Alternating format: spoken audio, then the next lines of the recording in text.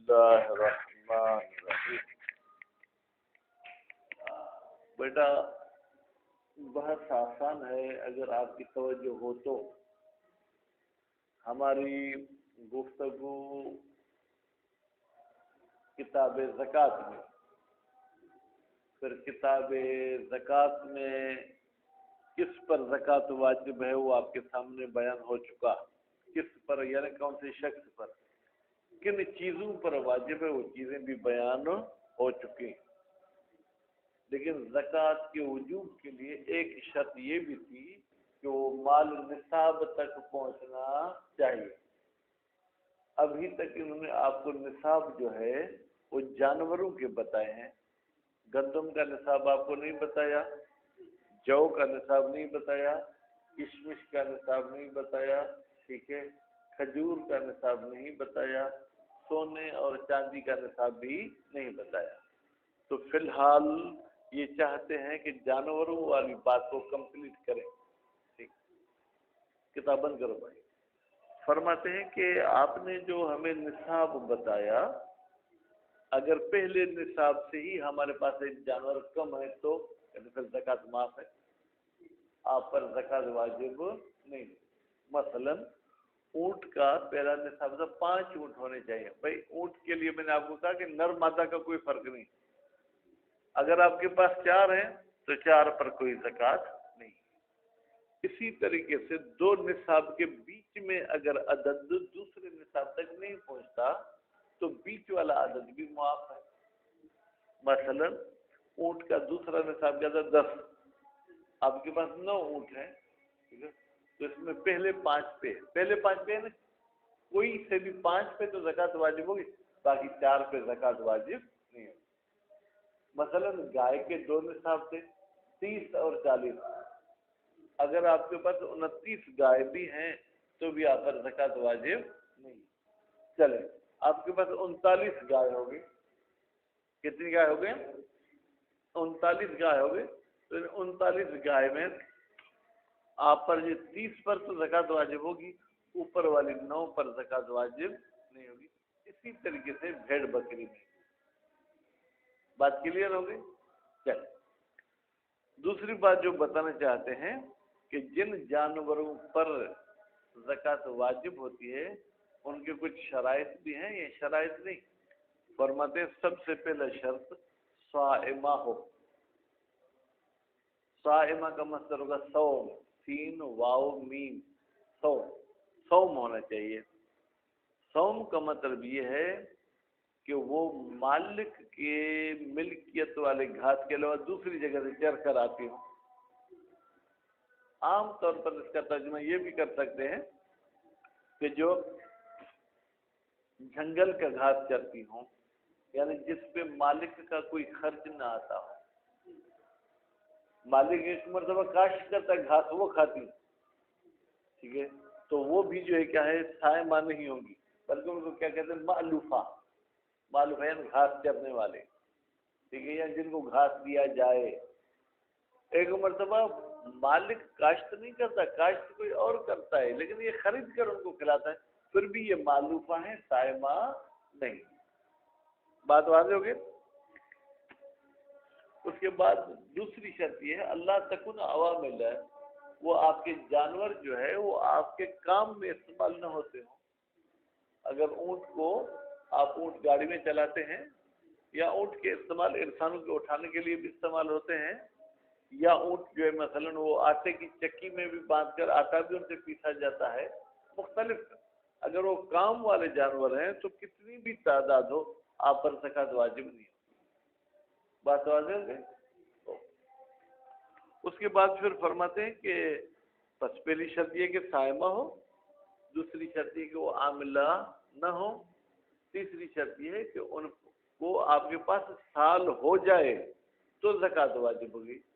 اگر آج آپ نے خریدا ہے 2 مہینے بعد بیچ دیں گے تو ان کی زکوٰۃ آپ پر واجب نہیں ہوگی۔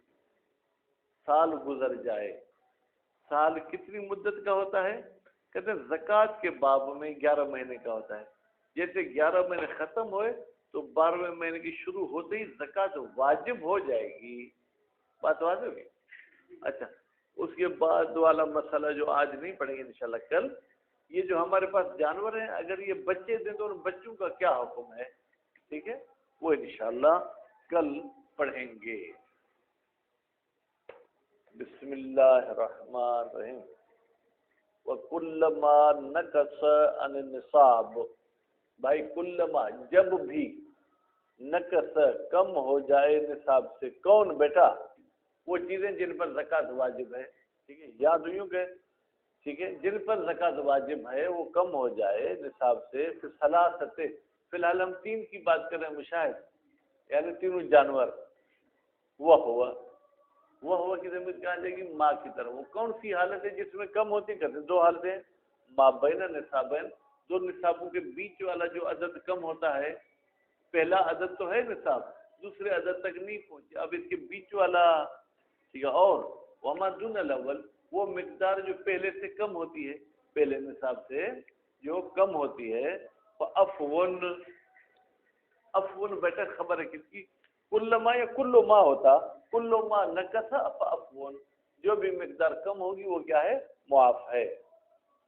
کل اربع من الابل، مثلا جیسے چار چار اونٹ معاف ہیں، کہاں پر؟ بین النصف بالخمسۃ، پانچوں نصابوں کے بیچ میں۔ بھائی 9 ہوں تو کتنی معاف ہیں؟ 4، 9 اونٹ ہوں تو کتنے معاف ہیں؟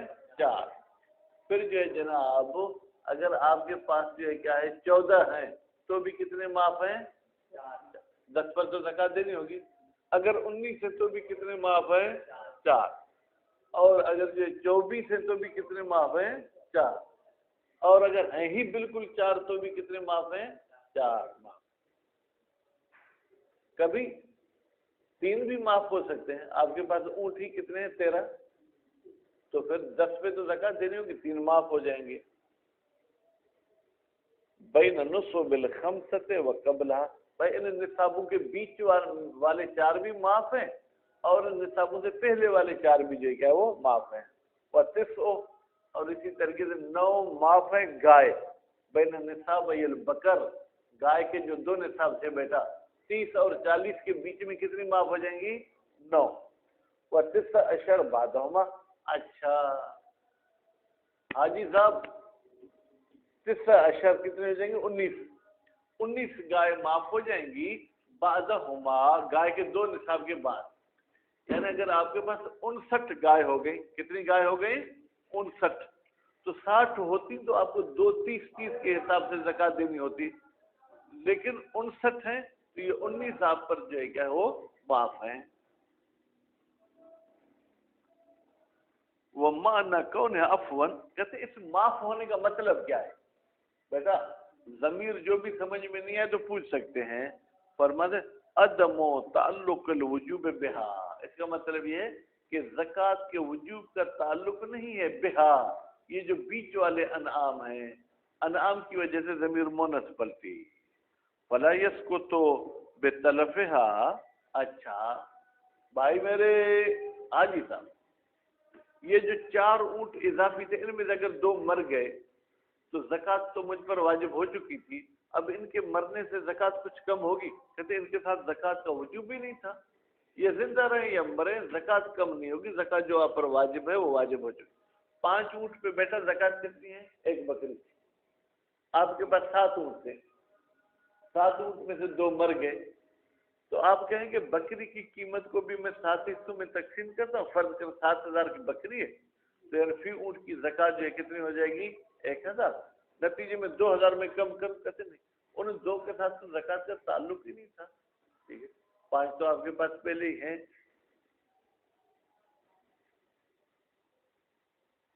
فلا یسقط بتلفہا، یسقط کی ضمیر کہاں جائے گی؟ وجوب کی طرف، پر یہ وجوب ساکت نہیں ہوگا بتلف الانعام، اگر انعام مر جائیں بعد الحول، بھائی سال گزرنے کے بعد، یا وجوب کا تعلق آپ فاعل شیء کو مانے، اس کو وجوب کو نہیں مانے، فلا یسقط شیء، کوئی بھی چیز زکوٰۃ سے کم نہیں ہوگی، بخلاف تلف بعض نصاب بغیر تفریق۔ ہاں اگر آپ کے پاس کل اونٹ ہی 5 تھے، کتنے اونٹ تھے بیٹا؟ 5، साल गुजर चुका, यानी ज़कात आप पर वाजिब हो गई। अब एक ऊंट मर गया तो फिर ज़कात जो आप पर वाजिब थी उसका 5वां हिस्सा अपने जेब में रख लें, 4 हिस्से आप दे दें, क्योंकि निसाब में से एक मर गया है, निसाब से जायद वो नहीं था। बेखिलाफ तलफ बाद निसाब, बेखिलाफ उस सूरत के जब निसाब का कुछ हिस्सा तलफ और ज़ाया हो जाए बगैर कोताही और सुस्ती के, तो फिर क्या होगा? फ़इन्नहु, बेतहकीक शान ये है, यसकुतु मिनल वाजिब, कम करेंगे वाजिब ज़कात से, बेहिसाब ही, हिसाब ही की ज़मीर कहाँ जाएगी? तालिफ की तरफ, तलफ होने वाले के लिहाज से। वमिन्हु तज़हरु फ़ाइदतु निसाबैन अल-अखीरैन मिनल गनम अलल कौलैन। भाई दिमाग खोल कर सुने, ये बात है इंतहाई आसान, लेकिन पता नहीं क्यों तालिब इल्म को मुश्किल लगती है। कान खोल कर सुन ले, इस कौल का तलफ होने वाले का फायदा होगा गनम के आखिरी 2 निसाब में। बेटा एक ने कहा था कि गनम का आखिरी निसाब जो है फर्ज करें 300 है, एक ने कहा था कि 421 है। अगर गनम की ज़कात वाजिब होने के बाद एक भेड़ मर जाए, अगर हम 421 वाले के कायल हो जाएंगे फर्ज करें, तो इस एक भेड़ की या जो भी ज़कात में वाजिब हुई है ना हम पर भेड़ें, उनकी कीमत करेंगे, उनमें से एक हिस्सा कम कर लेंगे। अगर एक भेड़ की कीमत को 421 हिस्सा में तकसीम करें तो उसके हिस्से कम कम आएंगे, अगर उसको 3 हिस्से में तकसीम करेंगे तो उसके हिस्से ज्यादा आएंगे। मसलन मैं 600 रुपए ले आया, कितने बेटा? 600। भाई ये लुम्मा वाले तालिब इल्म को दे दें, आप अब मेरे सामने कितने बैठे हैं? 3, हर एक को कितने आएंगे? 200। लेकिन अगर सुल्तान शाह को भी काउंट करें तो हर एक को कितना आएगा? कितने कम होंगे? 6 को 4 में तकसीम करो, कितने होंगे? 150। ठीक, तो देखें जितने हिस्से ज्यादा होते जाएंगे, सर किस सोच में आप पड़ गए भाई? 150 इनका, 150 इनका, 2 के कितने हो गए? 300, फिर 150 इनका, 150 इनका, 300। ठीक, ये 4 पर। अगर मैं 600 को 8 पे तकसीम करूं तो हर एक को कितना हिस्सा मिलेगा? 150 का आधा, 150 का आधा कितना होगा? हाँ 75। ऐसा होगा ना बेटा? तो कहते हैं अगर गन्नम के निसाब को हम 421 मानते हैं तो जो जाया हो चुकी है हम उसकी कीमत 421 पे काउंट करेंगे, तो नतीजे में मालिक को जो जेब में पैसे आने वाले होंगे वो कम होंगे। अगर हम जो है क्या है आखिरी निसाब 300 फर्ज कर मानते हैं तो फिर उस जाया शुदा कीमत को 300 पे हम क्या करेंगे? तकसीम करेंगे।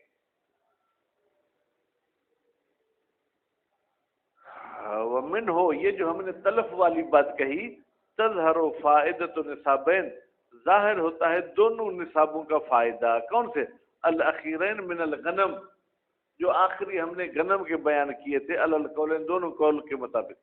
फ़इन्न वुजूबल अर्बअ फिल अज़यद, अगर हम कायल हो जाएं कि भाई 400 में भी 4 बकरियां वाजिब होती हैं, वल अनकस, और 301 में भी 4 बकरियां वाजिब होती हैं, यही था ना?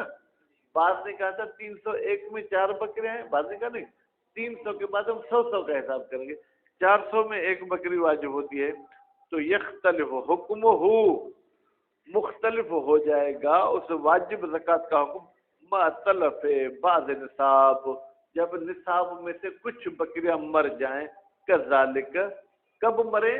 बाद तमामिल हौल, कज़ालिक का इशारा कहाँ जाएगा? साल गुजरने के बाद। फयस्कुतु मिनल वाजिब, पर कम किया जाएगा हिस्सा वाजिब में से, बेनिस्बत मा अतुबरा मिनल निसाब, उस लिहाज से जो आप निसाब को मोतबर मानते हैं। अगर 301 को आप निसाब मानते हैं तो एक बकरी मर गई तो उस बकरी की कीमत को 301 में तकसीम करेंगे। कितने में बेटा? 301। और अगर आप 400 को कहते हैं تو اس بکری کی قیمت کو آپ 400 بکری پہ جو ہے کیا وہ تقسیم کریں گے.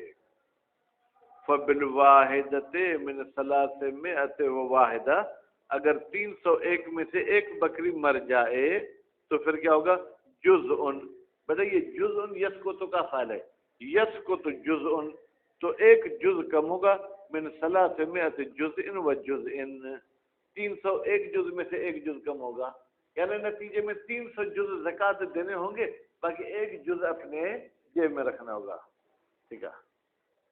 من اربع اشیاء، ہم 301 جز میں کتنی بکریوں کو تقسیم کریں گے؟ 4 بکریوں کو. ٹھیک ہے. 4 بکریوں، کیونکہ ہم پر زکوٰۃ میں کتنی واجب ہو چکی تھی؟ 4. تو اب ہم چاروں کی قیمت کریں گے، چاروں کی قیمت کر کے ہم پھر یہ تقسیم کریں گے 301 پر.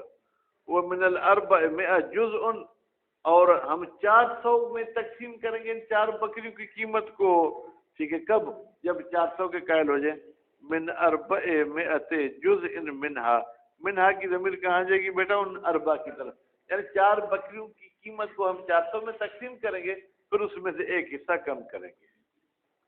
وَيُشْتَرَطُ فِيهَا، اور شرط ہے فیہا انعام میں، مطلقہ، چاہے اونٹ ہو، چاہے گائے ہو، چاہے بکری ہو، الصوم، کہ وہ کیا ہونے چاہیے بیٹا؟